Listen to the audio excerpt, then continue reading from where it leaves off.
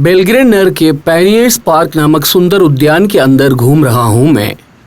राष्ट्रीय विधानसभा सहित ऐतिहासिक महत्व रखने वाली अनेकों इमारतें उसकी सीमाओं पर स्थित हैं। बहुत ही खूबसूरती के साथ तैयार किया गया एक विशाल उद्यान। उसकी एक तरफ वह पुराना महल दिख रहा है।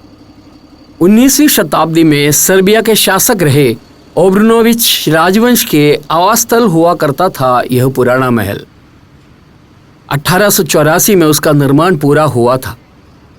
उससे पहले 18वीं शताब्दी में ऑस्ट्रिया वालों द्वारा निर्मित एक सैनिक अस्पताल वहां हुआ करता था। अभी उसके अंदर बेलग्रेड की सिटी असेंबली कार्यरत है। उसके आगे की ओर शताब्दियों पुरानी अन्य इमारतें।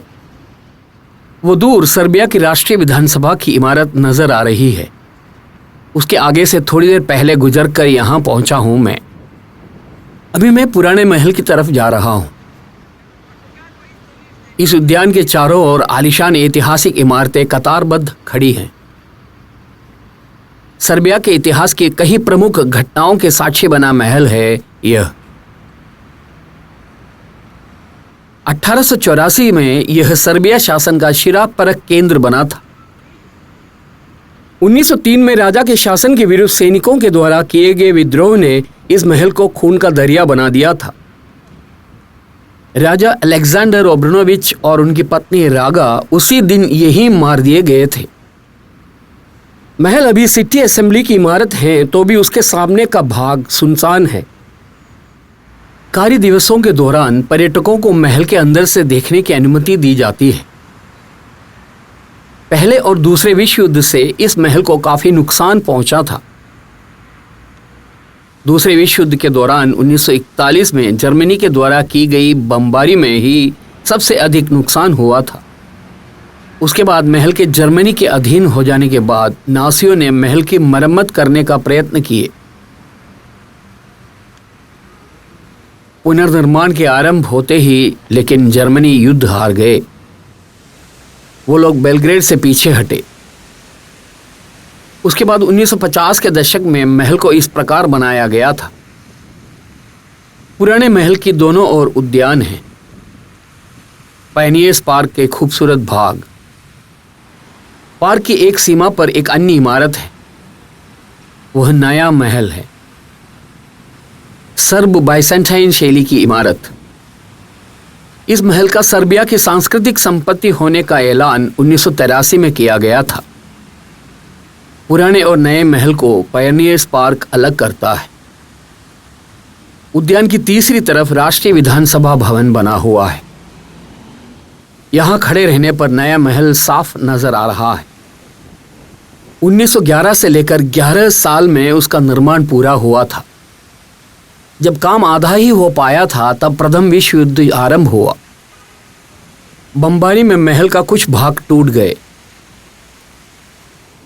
युद्ध के बाद 1922 में महल के पूरा बन जाने के बाद राजा अलेक्जेंडर प्रथम और उनकी पत्नी ने उस महल को अपना आवास बनाया। मैंने पेनियर्स पार्क से होकर घूमना जारी रखा। जब ये राजकीय उद्यान हुआ करता था तब आम जनता को इस उद्यान में प्रवेश करने की अनुमति नहीं थी। लोहे की बनी 10 फुट ऊंची बाड़ उस जमाने में उद्यान के चारों ओर लगाए हुए होते थे। दूसरे विश्व युद्ध के बाद युगोस्लाविया में अधिकार में आए साम्यवादी शासकों ने उस बाड़ को तोड़ दिए। राष्ट्रीय विधानसभा का ताज वो दूर उसके सिर पर दिख रहा है। उद्यान में अभी लोगों का जमघट नहीं है। उसकी सीमा पर वह पुराना महल दिख रहा है। मैं उसी महल के नजदीक से होकर चलकर यहां पहुंचा हूं। 3 मंजिले महल के लिए यह कह सकते हैं कि उसका आंगन ही पेनियर्स उद्यान है। फव्वारे आदि से खूबसूरत बनाया गया उद्यान। संरक्षित श्रेणी के अंतर्गत आने वाले और विलुप्त होने के खतरा का सामना करने वाले कुछ पेड़ पौधे हैं इस उद्यान में। नया महल अपेक्षाकृत एक छोटा महल है। अभी यह सर्बिया के राष्ट्रपति के आधिकारिक निवास हैं। बरोक रिवाइवल शैली में निर्मित यह महल बाहर से दिखने में कोई खास सुंदर नहीं है। यूरोप के अन्य महलों की तरह यह ज्यादा अलंकृत नहीं है। महल के सामने से एक स्ट्रीट जा रही है। वो क्रैनलिया मिलाना स्ट्रीट नाम से जाना जाता है। कुछ दूर जाकर पीछे मुड़कर देखने पर नए महल का एक अन्य भाग का नजारा है सामने। पुरानेपन की गरिमा के साथ खड़ी पत्थर की निर्मिति। अब मैं फिर से क्रैनलिया मिलाना स्ट्रीट पर पहुंच गया हूं। सर्बिया के प्रसिद्ध इकोनॉमिक इंस्टीट्यूट है यह। 1947 में स्थापित scientific research and advisory organisation. क्रैनलिया मिलाना स्ट्रीट से शुरू होकर आगे की ओर जाती गलियां, उनके किनारों पर कई प्रमुख कार्यालयों के कार्यरत इमारतें, उनमें से कुछ बैंकों के मुख्यालय हैं। देश के प्रमुख बैंक AIK के मुख्यालय वाली इमारत है यह निज़ा मिलोसा स्ट्रीट है, एक छोटी उतराई से नीचे की ओर जाने वाली स्ट्रीट। टॉप चीदर नामक उद्यान तक वह रास्ता जाता है। विविध देशों के दूतावास उस स्ट्रीट की दोनों ओर स्थित हैं।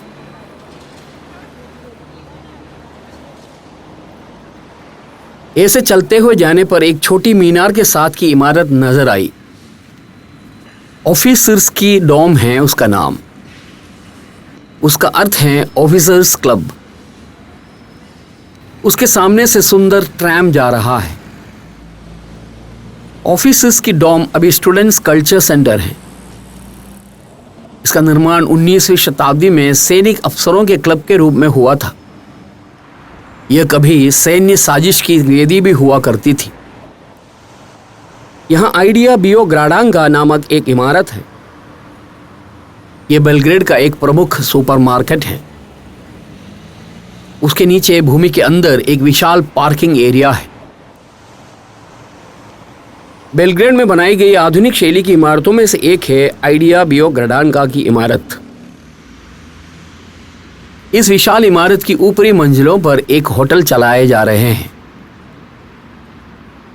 सर्बिया के प्रमुख रिटेल श्रृंखलाओं में से एक है आइडिया। नित्य के उपयोगी सामान, फल, सब्जी, मछली, मांस आदि सब एक ही छत के नीचे तैयार मिलते हैं। मैं उसके समीप से होकर आगे बढ़ा। छुट्टी का दिन होने की वजह से ही हो सकता है कि सड़क पर लोगों की अधिक भीड़ नहीं है। मैं फिर से निज़ा मिलोसा स्ट्रीट पर पहुंचा हूं। सीधे सामने की तरफ वित्त मंत्रालय की इमारत नजर आ रही है। सर्बिया का वित्त मंत्रालय। वित्त मंत्रालय की इमारत 1928 में बनाया गया था। निकोलाई पेट्रोविच नामक रशियन हैं उस इमारत के वास्तुकार। इस प्रकार की कई प्रमुख इमारतें इस स्ट्रीट की दोनों ओर स्थित हैं। एक तरफ अनेकों वृक्ष उगे हुए एक प्रदेश, उसके चारों ओर भी ऐतिहासिक महत्व वाली इमारतों की एक कतार बनी हुई है। युगोस्लाविया के अस्तित्व में होने के दौरान भी यह प्रदेश बहुत महत्वपूर्ण हुआ करता था। अभी मैं चलकर यहाँ के रक्षा मंत्रालय के मुख्यालय के समीप पहुंचा हूं। युगोस्लाविया के समय भी यही रक्षा मंत्रालय हुआ करता था। सर्बियन वास्तुकार निकोला निप्रेविच की रूपरेखा में 1960 के दशक में इस इमारत का निर्माण हुआ था।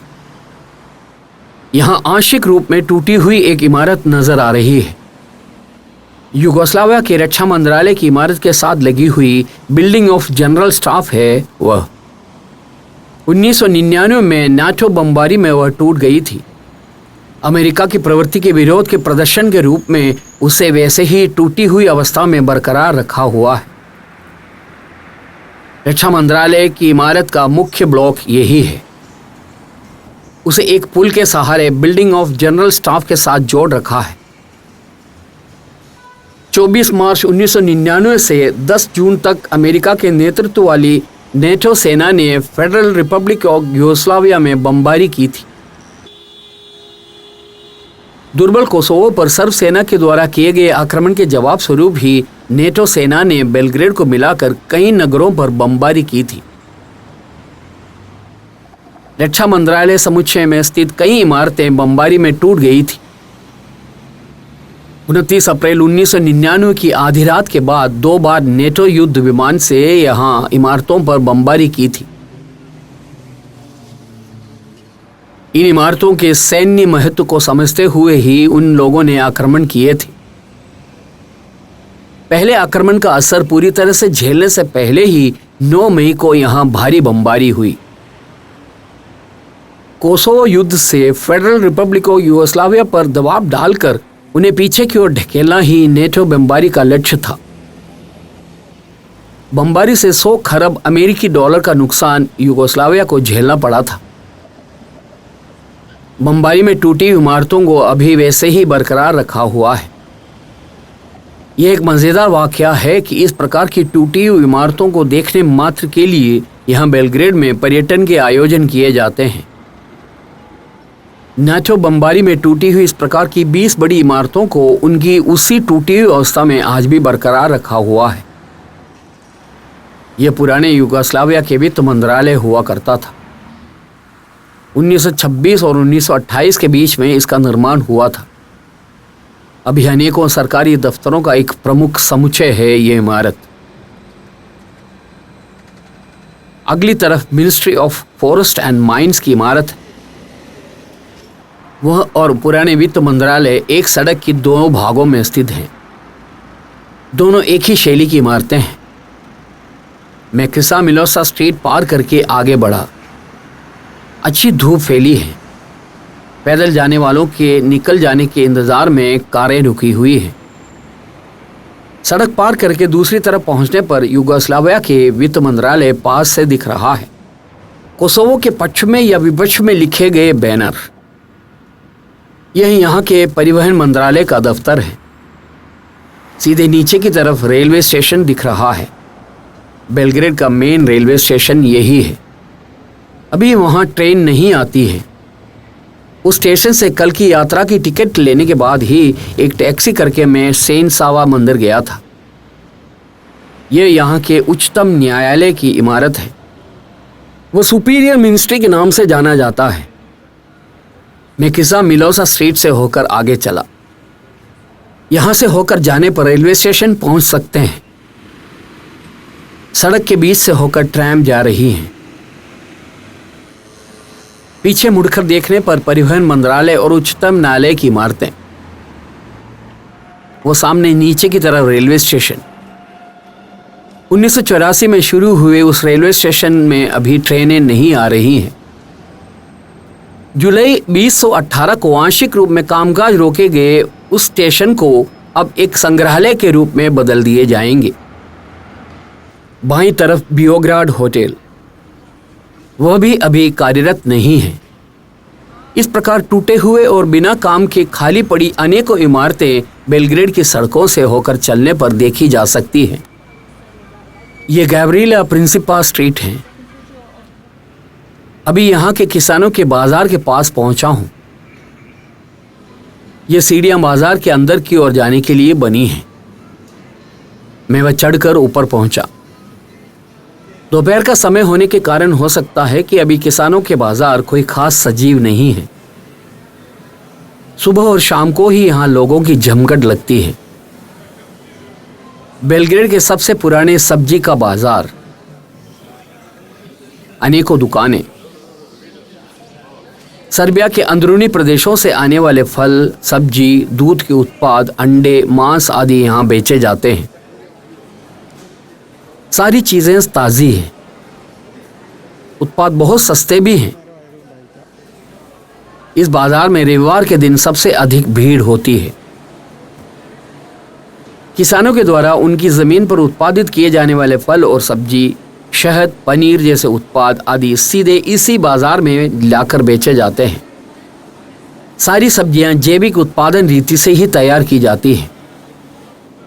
शाम को खाने के लिए कुछ फल खरीदने के बाद मैं बाजार से बाहर निकला। समय अभी 3 बजने को है। किसानों के बाजार से बाहर आने के बाद मुझे दिशा का ज्ञान नहीं रहा। यह शहर कुछ जटिल सा हो गया है। अनेकों रास्ते, अनेकों अंदरूनी गलियां। मुझे रिपब्लिक चौक पहुंचना है। वहीं से मुझे आगे के नज़ारों की ओर जाना है, लेकिन मैं थोड़ा चक्कर में पड़ गया हूँ। कई लोगों से रास्ता पूछा। लोगों को अंग्रेजी नहीं आती है। हर व्यक्ति अपने हिसाब से अलग अलग रास्ते की ओर उंगली से इशारा करने लगे। इसलिए मैं करीब आधे घंटे तक वहाँ चक्कर काटते हुए भटकता रहा। अनेकों रास्ते, वो कहाँ से शुरू होकर कहाँ समाप्त हो रहे हैं उसकी कोई जानकारी नहीं है। आखिर में मैंने नेस मिहाइलो स्ट्रीट ढूंढ ही लिया। पिछले दिन मेरे चलते रहे स्ट्रीट का एक सिरा है यह, लेकिन कल मैं इस ओर नहीं आया था। मुझे मालूम है कि वो सामने दिखने वाली इमारतों के सामने से दाईं ओर मुड़कर जाएंगे तो रिपब्लिक स्क्वायर पहुंचेंगे। दाईं तरफ दिखने वाली इमारत की 6ठी मंजिल पर है मेरे ठहरने का होटल। अब मुझे बेलग्रेड के ह्यूमियन क्वार्टर जाना है। रिपब्लिक चौक पर पहुंचकर ही वहां के लिए जाना होगा। दोपहर का समय बीत जाने के साथ ही रिपब्लिक स्क्वायर और उसके नज़दीकी सड़कें सजीव होने लगी। बेलग्रेड शहर के सबसे बड़ा चौक है रिपब्लिक स्क्वायर। 1867 में जब बेलग्रेड नेशनल थिएटर का निर्माण हुआ था तो उसके आंगन के रूप में रिपब्लिक स्क्वायर का विकास हुआ था। उसके बाद स्क्वायर के चारों ओर अनेकों प्रमुख इमारतों के निर्माण हुए। उसके साथ ही नगर के सबसे प्रमुख चौक के रूप में रिपब्लिक स्क्वायर तब्दील हो गया। मैं चौक पहुंच गया हूं। सुबह से लेकर अब तक के समय के अंदर मैं 12 किलोमीटर चल चुका हूं। आज अब और काफी दूर चलना बाकी है। यह रिपब्लिक चौक बेलग्रेड का एक ऐतिहासिक स्थल भी है। 1940 के दशक के दौरान नगर की कई प्रमुख इमारतें चौक के चारों ओर खड़ी कर दी गई थी। रिपब्लिक चौक के किनारों पर अनेकों रेस्तराएं, बड़ी छतरियों के नीचे लोग अपना स्थान ग्रहण कर चुके हैं। बिना कुछ खाए वैसे ही बैठे रहने वाले लोग भी यहाँ आते हैं। मात्र एक कॉफ़ी का ऑर्डर देने वाले लोग, नहीं तो एक बोतल बियर खरीद कर घंटों वहाँ बैठे रहने वाले लोग। सर्बिया के साक्षी बने सबसे बड़े विरोध और हड़ताल के केंद्र स्थल यह चौक ही हुआ करता था।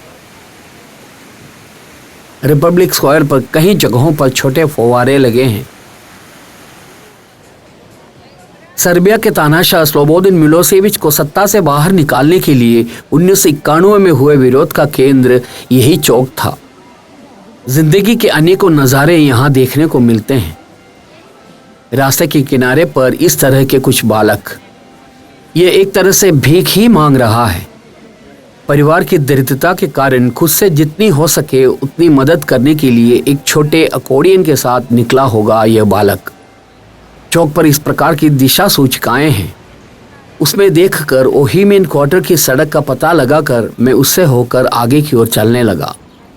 ब्रानिस्लाव न्यूसिच नामक साहित्यकार की प्रतिमा उद्यान के बीच में दिखाई दे रही है। नाटककार, कवि, हास्य साहित्यकार आदि सब थे ब्रानिस्लाव न्यूसिच। बेलग्रेड किले के बाद इस नगर में सबसे अधिक पर्यटकों के आने की जगह है ओहिमेन क्वार्टर। ओहिमेन क्वार्टर की ओर जाते हुए भी रास्ते पर क्लासिक भाव वाली इमारतें दिखाई दे रही हैं। इस प्रदेश का वास्तविक नाम कदारलिया है। अभी ओहिमेन क्वार्टर पहुंच गया हूं। पत्थर बिछाए गए खुरदुरे रास्ते। इस प्रदेश में एक बिल्कुल ही अलग हटकर जिंदगी देखने को मिलती है। अब तक बेलग्रेड में नहीं दिखी जिंदगी। ओहिमेन क्वार्टर के रूप भाव कुछ आदिम नजर आ रहा है। उनमें प्रमुख भोजनालय हैं। यहाँ के कई व्यापार बड़े ही रोचक हैं। ये उनमें से एक है। इस दुकान में देसी शराब बेचे जाते हैं। राखिया नामक शराब, विभिन्न फलों से आसुत किए जाने वाला परंपरागत शराब है राखिया। हमारे देश में प्राप्त देसी शराब जैसे ही एक शराब, वो विभिन्न फ्लेवर में प्राप्त है। इसकी खासियत ये है कि इसमें 65% तक अल्कोहल होते हैं। उसका नमूना यहाँ रखा हुआ है।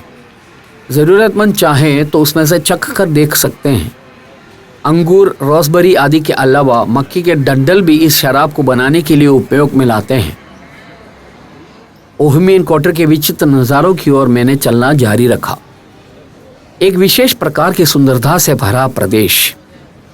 शाम के समय की व्यस्तता की ओर ओहिमेन क्वार्टर अभी जाग ही रहा है। उन नज़ारों की ओर की मेरी यात्रा जारी है।